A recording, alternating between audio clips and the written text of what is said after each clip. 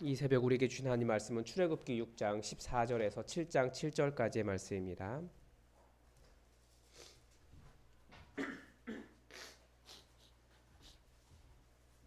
출애굽기 6장 14절에서 7장 7절까지의 말씀입니다.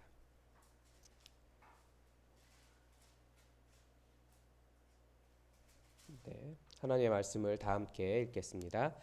그들의 조상을 따라 집에 어른은 이러하니라.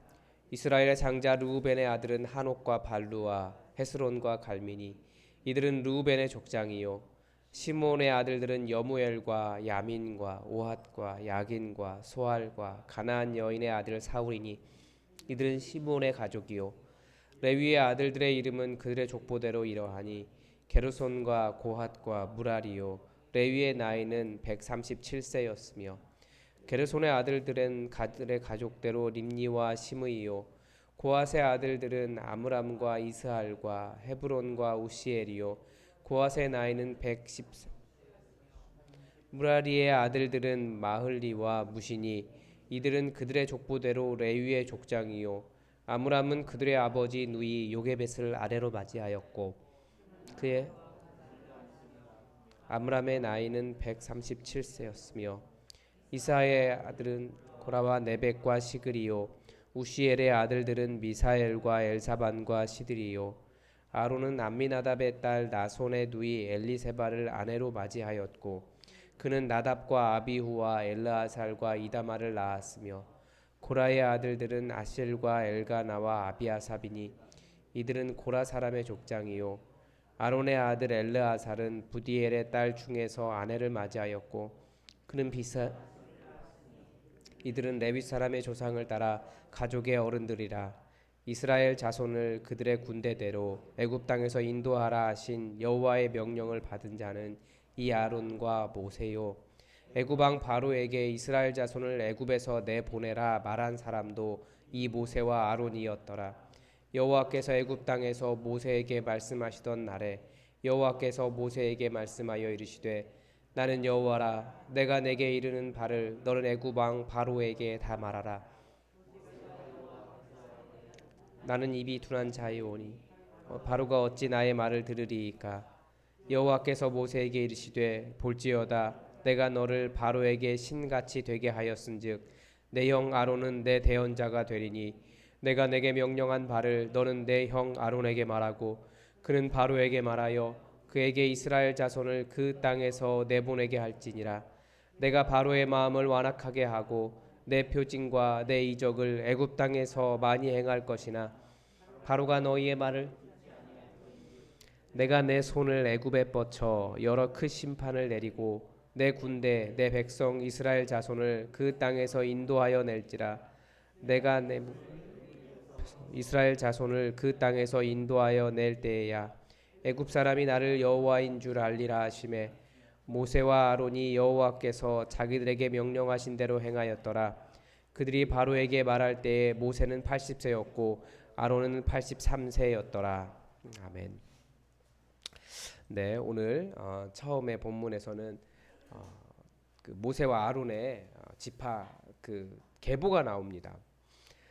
그들의 조상의 처음에 시작할 때 그들의 조상을 따라 집의 어른은 이러하니라라고 이야기하고 있는데, 이 그들이 누군지 사실은 잘 모르겠죠. 왜냐하면 이스라엘이라고 말하기에는 처음 이스라엘의 세 명의 아들밖에 나오지 않습니까?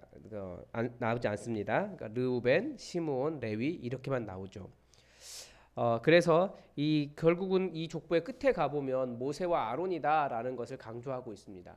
심지어는 그런데 더 이상한 부분은 모세의 아들들에 대한 기록은 또 안 나와요.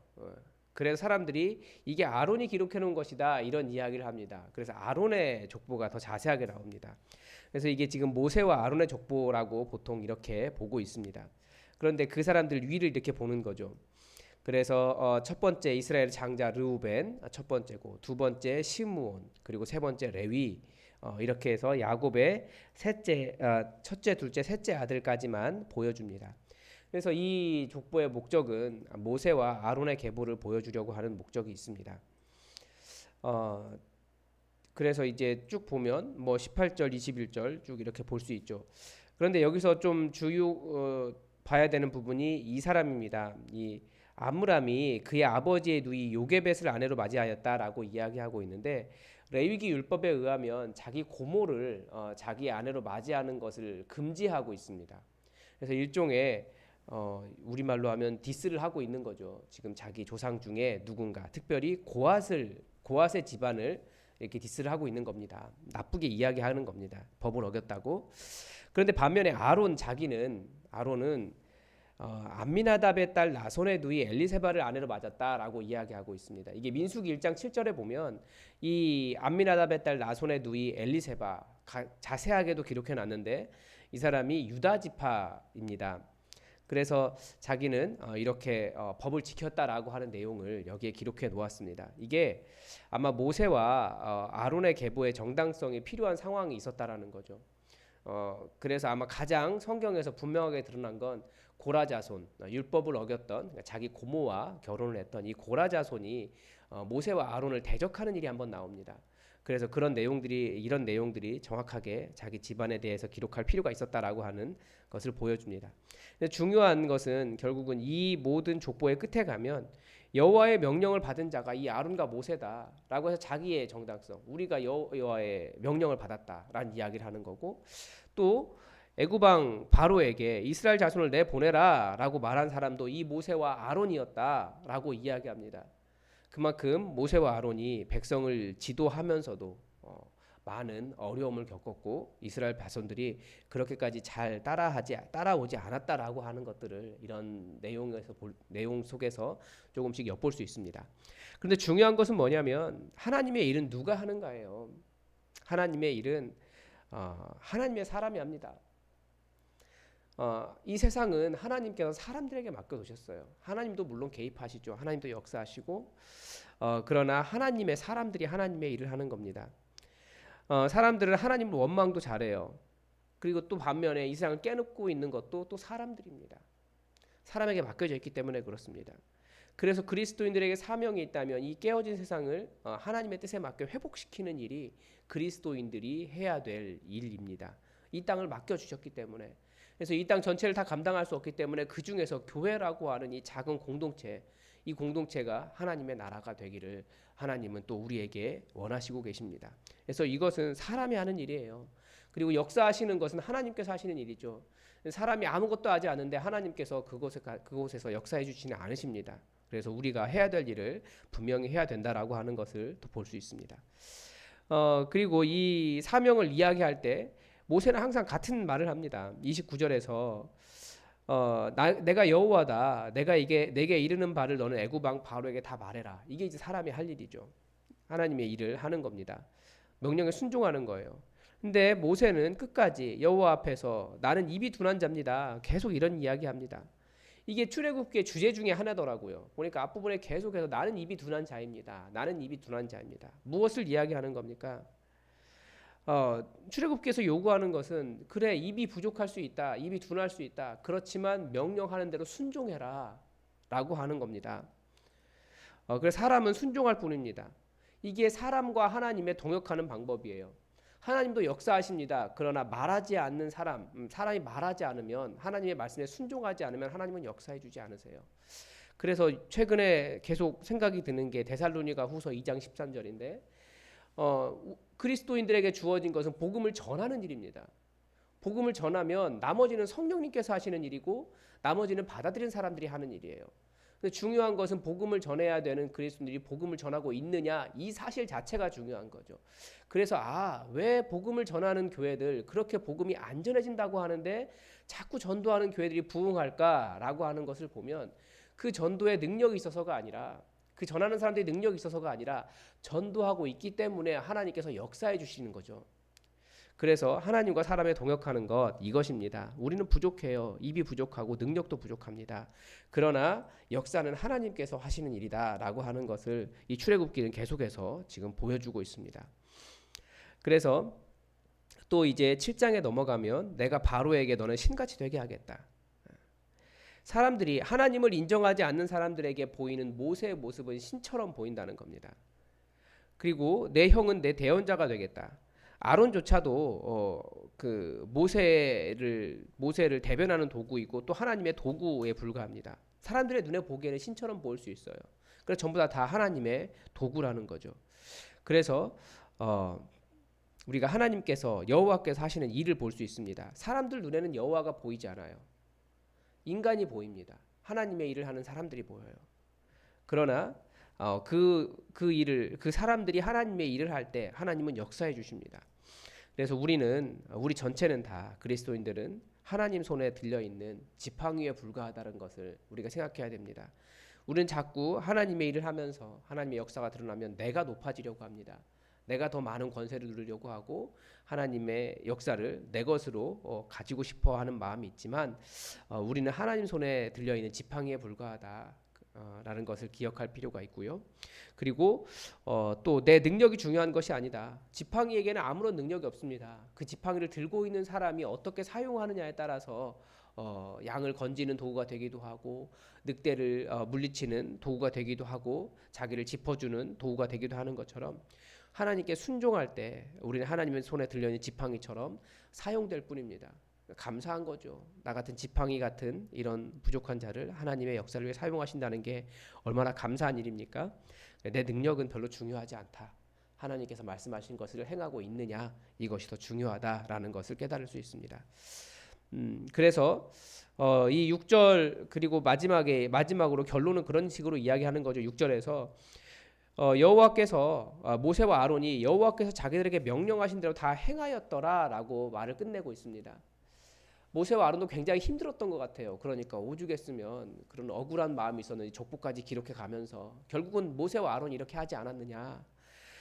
그렇지만 결국 그 명령하신 대로 능력도 없었지만 명령하신 대로 행했더니 하나님께서 이런 일을 이루셨다라고 하는 것을 이렇게 기록을 해놓았습니다.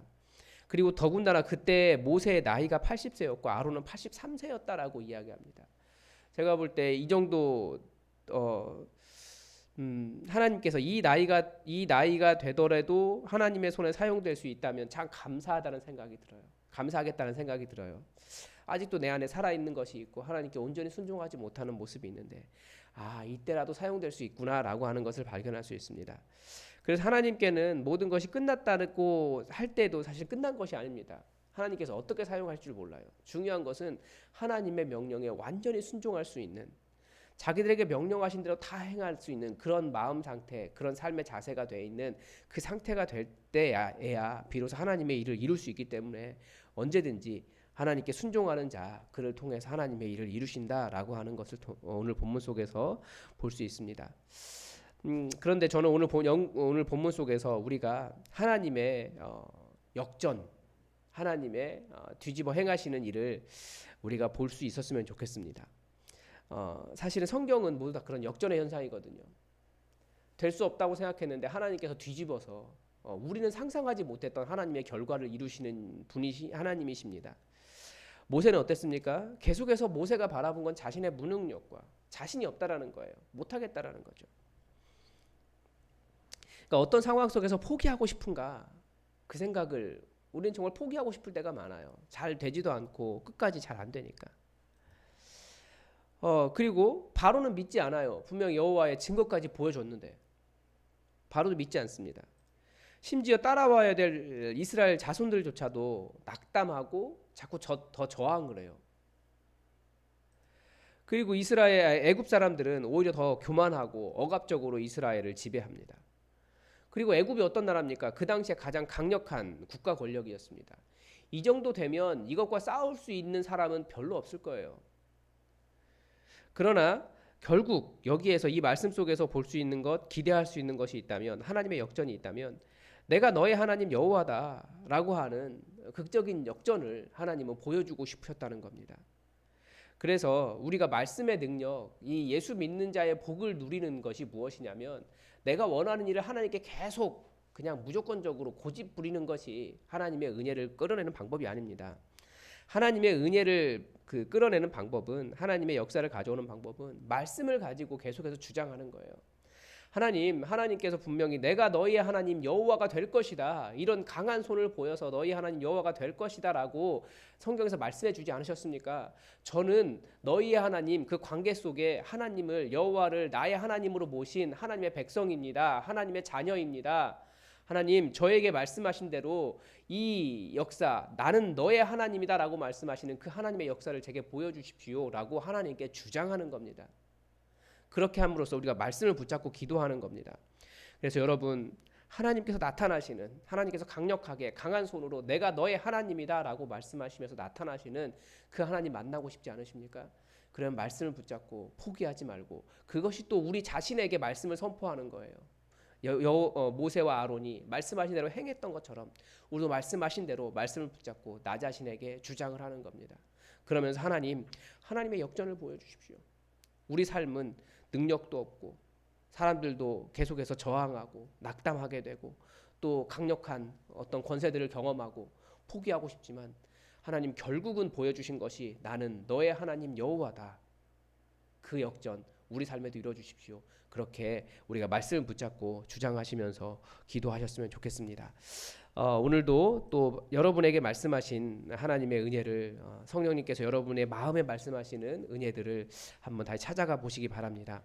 성령님께서 말씀을 통해서 분명히 나에게 하시는 말씀이 있습니다. 그 음성을 들으시기 바랍니다.